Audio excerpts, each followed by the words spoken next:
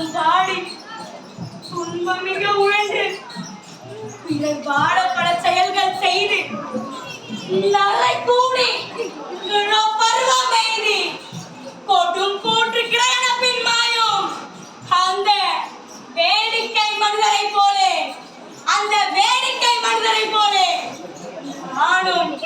நானும் வேறு நினைத்தாயோ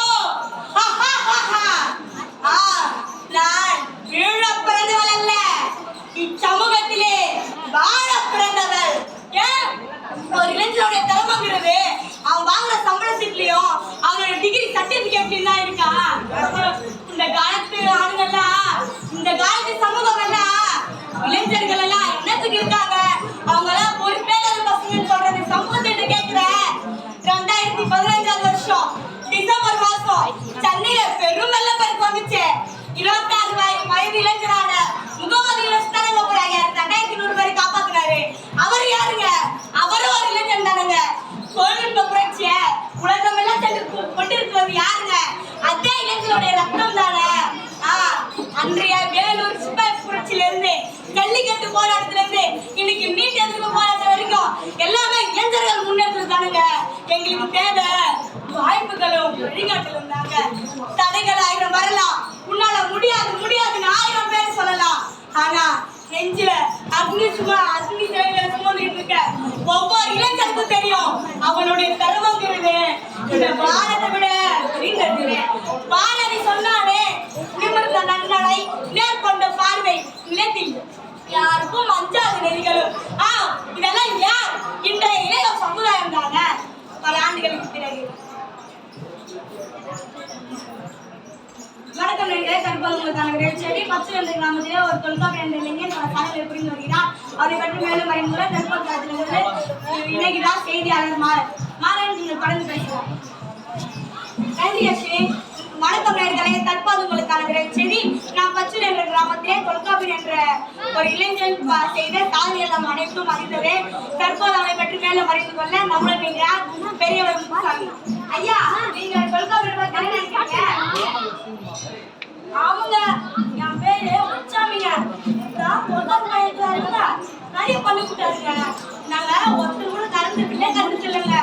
ஏன்னா எங்க ஊர்ல அங்கங்க ஏதோ பழகாம சூரிய ஒளியில இருந்து அதை கண் எடுக்கிற மாதிரி அங்கங்க அதை பழகி வச்சுட்டாருங்க. நாங்க யாருமே கரண்ட் கட்டுறது இல்லைங்க. பஞ்சாயத்துல ஒரே ஒரு தப்பு கூட நடக்கிறது இல்லைங்க. ஏன்னா ஏதோ ஆப்புங்க ஆப்பு அதை வச்சு எல்லாத்துக்கும் ஆப்பு வச்சுட்டாருங்க. யாருமே அந்த தப்பு பண்றது இல்லைங்க. அதெல்லாம் சரியா நடக்குதுங்க. தொல்காப்பி நம்பிக்கை இல்லைங்க, ரொம்ப நல்லவருங்க. ஐயா நன்றி. தற்போது அலுவலகத்தில் பணியாற்றும் ஒரு பெண்ணிடம் நீங்க என்ன நினைக்கிறீங்க தொல்காப்பியை பத்தி? தொல்காப்பி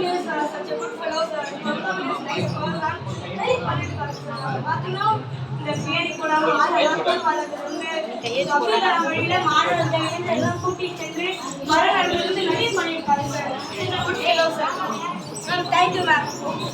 ஐயோ இங்க பாருங்களேன், தொல்காப்பியை பத்தி கேட்ட உடனே ஒரு சின்ன குழந்தை நான் சொல்ல நிற்கிறேன். அவன் என்ன சொல்றான்னு கேட்போமா? சொல்ல என்ன நினைக்கிறேன் தொல்காப்பியை பத்தி? எனக்கு தொல்காப்பியனால நிறைய பயன்காட்டுமா. நான் இப்போ தான் 5ஆம் படிக்கிறேன். எனக்கு ஐஏஎஸ் அகாடமில இருந்து நீட் அகாடமில இருந்து எல்லாமே சொல்லி தராங்க தெரியுமா.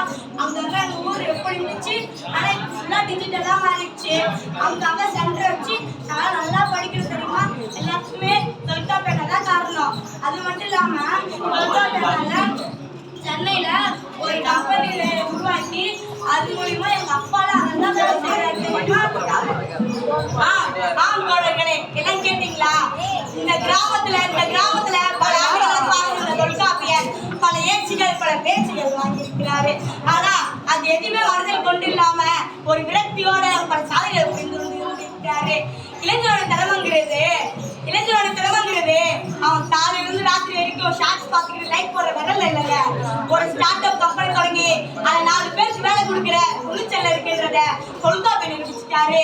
இந்த காலத்து பசங்க எல்லாம் ஒண்ணு சிக்னல் ஆக்கிலன்னு சொல்ற சமூகத்துக்கு தொல்காப்பியோட சாதனைகள் எல்லாம் மிகப்பெரிய சௌகரியா இருக்கும் நம்புறேன். நன்றி, வணக்கம்.